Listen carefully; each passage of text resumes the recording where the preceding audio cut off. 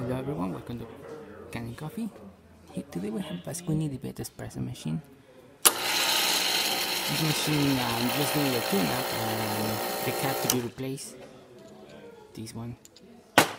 So, this is the tune-up, replace the gasket inside the group head, and everything's working perfectly fine. I'm doing 1 shot of espresso.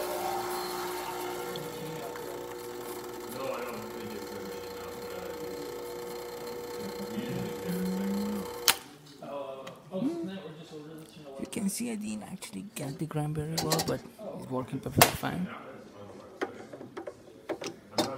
I need to be a little bit more finer. Now this is the steamer.